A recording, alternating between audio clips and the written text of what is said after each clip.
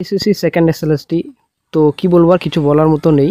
তো এই এসএসসি 26-এর চাকরি বাতিল, এই টোটালি কিন্তু প্যানেলটাই কিন্তু শুরু থেকে ঝামেলার সঙ্গে যুক্ত, এখনও কিন্তু ঝামেলাই চলছে। ঠিক আছে, এই যে শুরু থেকে ঝামেলা চলছে এসএসসি 26,000 প্যানেল, তো এর আগেও ঝামেলা ছিল, এখনও ঝামেলা। ঠিক আছে, একটা গুরুত্বপূর্ণ আপডেট পাওয়া যাচ্ছে বর্তমানে 17/9/25 তারিখে কেস ফাইল করা হয়েছে। ঠিক আছে, যারা ফ্রেশার্স ক্যান্ডিডেটস রয়েছেন তারা কিন্তু কেস করেছেন। কেস করার অনেক কারণ রয়েছে। এই যে এক্সপায়ার প্যানেল আপনারা আশা করি জানেন, এই যে সুপার নিউমেরিক পোস্ট তৈরি করা হয়েছিল, তারপর প্যানেল যে এক্সপায়ার হয়েছিল তারপরে কিন্তু কিছু নিয়োগ করা হয়েছিল। তো অনেক ক্যান্ডিডেটস কিন্তু পরীক্ষায় বসেছিলেন, তার জন্য মামলা দায়ের করা হয়েছে। এবং আরও কিছু রয়েছে, এই যে এক্সপিরিয়েন্সের নাম্বার ইন্টারভিউ আগে দেওয়া হচ্ছে, তার জন্য মামলা করা হয়েছে। আরও কিছু কারণ রয়েছে, আজকে আমরা এই ভিডিওতে বিস্তারিত সম্পূর্ণ তথ্য আলোচনা করব। সঙ্গে থাকুন, ভিডিওটি শেষ পর্যন্ত দেখুন। চ্যানেল নতুন দর্শক অবশ্যই চ্যানেলটিকে সাবস্ক্রাইব করে দেবেন। আপনারা অনেক শিখতে পাচ্ছেন, এখানে সম্পূর্ণ ডিটেলস রয়েছে। তো আজকে কিন্তু মামলাটি কোর্টে ওঠার কথা। তো কী হলো আজকে সম্পূর্ণ তথ্য এই ভিডিওতে পাবেন, অবশ্যই বন্ধুরা ভিডিও সম্পূর্ণ দেখুন। তো কেসে যদি আমরা একটু সাইন দেখি, আপনারা অনেক শিখতে পাচ্ছেন। West Bengal central school service commission conducted recruitment process in term of rules 16। তো রুল 16 কিন্তু করা হয়েছে, নতুন নিয়োগের বিজ্ঞপ্তি প্রকাশিত হয়েছে, যদিও 2025 সালে হিসেবে করা হয়েছে। তো private respondent was appointed in the first SLST as 16 after the expire of the panel.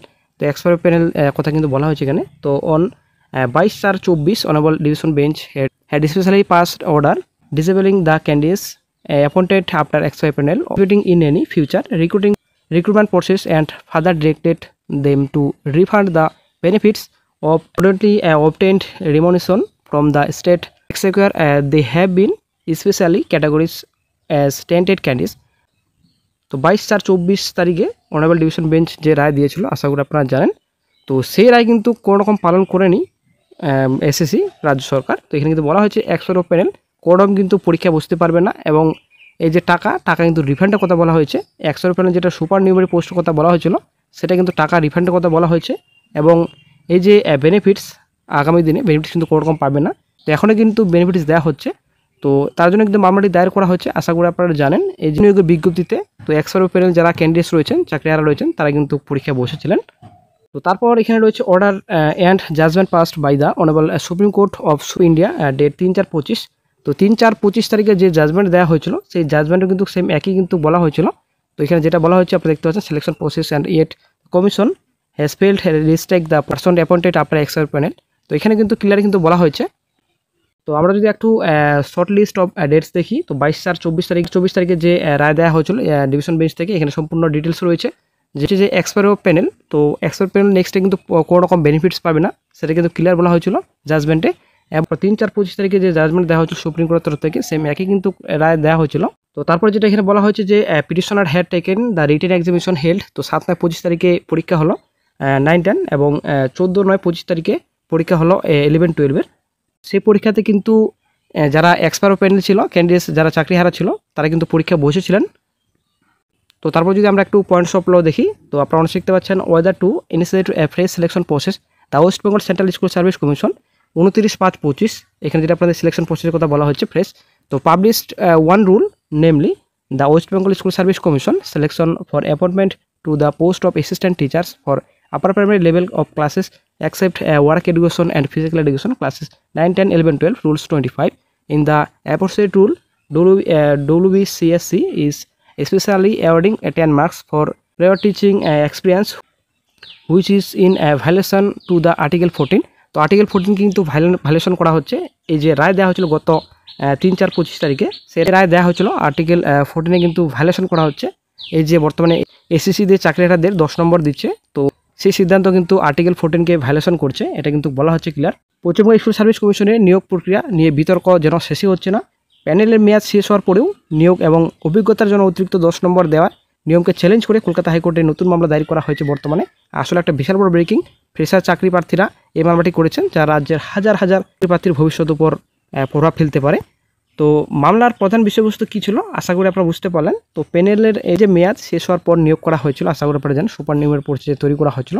চাকরিদের বর্তমান কী অভিযোগ, যে এই যে 2016 সালে প্রথম এসএলএসটি পরীক্ষা প্যানেলের মেয়াদ শেষ হয়ে যাওয়ার পরে অনেককে নিয়োগ করা হয়েছে।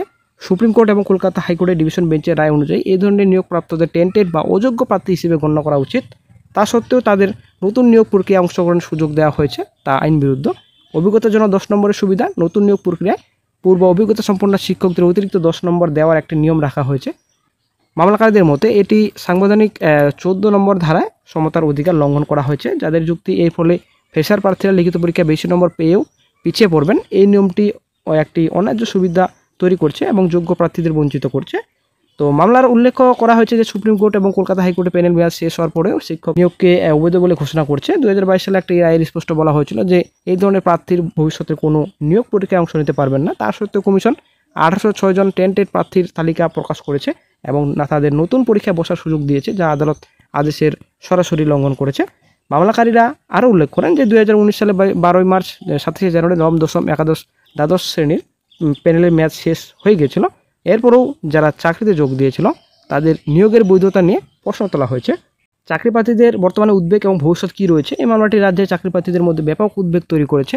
ফ্রেশার চাকরি প্রার্থীদের দাবি, যদি এই নিয়মগুলি বহাল থাকে তবে তাদের জন্য সরকারি স্কুলে চাকরি পাওয়া প্রায় অসম্ভব হয়ে পড়বে। লিখিত পরীক্ষা ফল ভালো করেও তারা অভিজ্ঞ প্রার্থীদের থেকে পিছিয়ে পড়বেন। মামলার শুনানি 22 সেপ্টেম্বর, মানে আজকে কিন্তু হওয়ার কথা ছিল, একটা সম্ভাবনা ছিল, কিন্তু মামলার কর্মিক নম্বর অনেক পিছনে থাকার জন্য নির্দিষ্ট দিনে শুনানি শুরু হওয়া নিয়ে অনিশ্চয়তা রয়েছে বর্তমানে। তবে এই মামলার প্রায় পশ্চিমবঙ্গ ইস্যু সার্ভিস কমিশনের ভবিষ্যতে নিয়োগ প্রক্রিয়ার উপর একটি বড়সড় প্রভাব ফেলবে তা নিশ্চিত। এখন দেখার বিষয় আদালত এই বিষয়ে কী নির্দেশ দেয় এবং রাজ্য সরকার এই বিষয়ে কী পদক্ষেপ গ্রহণ করেন। তো বর্তমানে কিন্তু অনেকের মনে একটাই ভাবনা, এই যে সেকেন্ড এসএলএসটি পরীক্ষা কি বাতিল হবে? এটা একটা প্রশ্ন, ফ্রেশার ছাড়া কি চাকরি পাবেন? অনেক প্রশ্ন কিন্তু আপনাদের মনে আশা করে যে ঘুরপাক খাচ্ছে। তো খুব শীঘ্র একটা গুরুত্বপূর্ণ হয়তো আপডেট পাওয়া যাবে। এই যে 10 নম্বর দেওয়া হচ্ছে, আগে দেওয়া হচ্ছে ইন্টারভিউর আগে, এবং যারা 100 প্যানেল ছিল তাদের পরীক্ষায় সুযোগ করে দিয়েছে এসএসসি। তো অনেক ব্যাপার রয়েছে, অনেক বিষয় নিয়ে কিন্তু মামলা দায়ের করা হয়েছে কলকাতা হাইকোর্টে। তো এই মামলা কতটা গুরুত্বপূর্ণ সেটাই হচ্ছে ব্যাপার। তো হাইকোর্ট কতটা গুরুত্বপূর্ণ হিসেবে দেখবেন সেটাই হচ্ছে ব্যাপার। তো এবং সুপ্রিম কোর্ট হাইকোর্টে মামলাটি দায়ের করা হয়েছে। তবে সুপ্রিম কোর্টের এর আগে যে নির্দেশ, আশা করি আপনারা জানেন, কোনোরকম কিন্তু এসএসসি নিয়ে মামলার দেখবেন না সুপ্রিম কোর্ট, সেটা কিন্তু ক্লিয়ার বলছিলেন, আশা করি আপনারা জানেন। তো এসএসসির উপর ডিপেন্ড করছে অনেকটাই সুপ্রিম কোর্ট, আশা করি আপনারা জানেন। সুপ্রিম কোর্টের তরফ থেকে বলা হয়েছিল কিছুদিন আগে, সুপ্রিম কোর্টের তরফ থেকে কিন্তু এটাও বলা হয়েছিল যে একজনও যদি অযোগ্য চাকরিহারা পরীক্ষায় যদি বসে এবং যদি সিলেকশন প্রসেসে অংশগ্রহণ করে কিংবা প্যানেলে যদি সিলেক্টেড হয়, তবে কিন্তু রাজ্য সরকার এবং এসএসসির বিরুদ্ধে কড়া ব্যবস্থা নেওয়া হবে। কিন্তু কড়া মন্তব্য করেছেন সুপ্রিম কোর্টের বিচারপতি, আশা করি আপনারা জানেন। কিছুদিন আগে কিন্তু চ্যানেল আপডেট দেওয়া হয়েছিল এবং তথ্য পরিষ্কার কিন্তু বলে দেওয়া হয়েছে সুপ্রিম কোর্টের তরফ থেকে, আশা করি আপনারা জানেন। জাস্টিস সঞ্জয় কুমার স্যার উনি কিন্তু পরিষ্কার আগে থেকে বলছেন এসএসসি নিয়ে কিন্তু কোনো মামলা শোনা হবে না সুপ্রিম কোর্টে, এবং এটা বলেছেন যোগ্য চাকরিহারা যদি একজনও বসে তাহলে কিন্তু কড়া ব্যবস্থা নেওয়া হবে। তো বন্ধুরা, অনেকটাই কিন্তু চিন্তার ব্যাপার। বর্তমানে কিন্তু কলকাতা হাইকোর্টে কেসটি উঠবে খুব শীঘ্রই, আশা করা যায়। তো যখনই গুরুত্বপূর্ণ আপডেট পাওয়া যায় সঙ্গে সঙ্গে আপডেট দিয়ে দেওয়া হবে। তো এই মামলাটি যদি আবারও সুপ্রিম কোর্টে যায় কী হবে সেটাই হচ্ছে ব্যাপার।